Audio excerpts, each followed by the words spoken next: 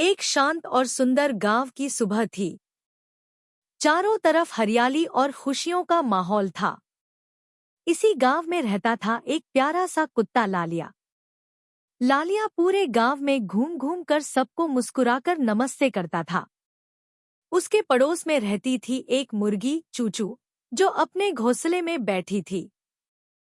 चूचू के 5 अंडे धीरे धीरे हिलने लगे और फिर अंडे फूटे। 5 छोटे छोटे चूजे बाहर आए। सबसे छोटा चूजा था शोता। वह बहुत नन्हा और शरारती था। चूचू चूजों को दाना देने लगी, लेकिन उसे एक कमी महसूस हुई। चूचू घबरा गई। शोता कहाँ चला गया? रोती हुई चूचू लालिया के पास आई और बोली, मेरा शोता गुम हो गया है। लालिया बोला, चिंता मत करो, मैं तुम्हारी मदद करूंगा। सबसे पहले वे खेत में खड़ी गाय के पास पहुंचे। गाय बोली, नहीं, मैंने कोई चूजा नहीं देखा।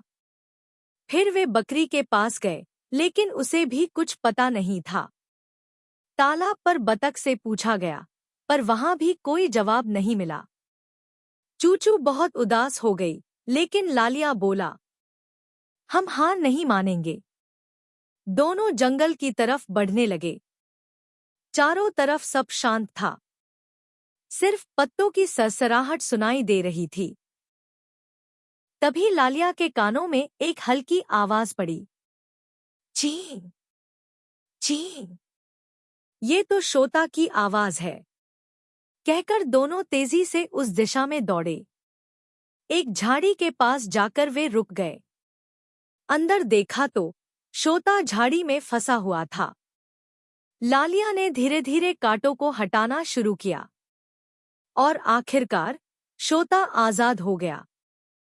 चूचू खुशी से रो पड़ी और शोता को गले लगा लिया।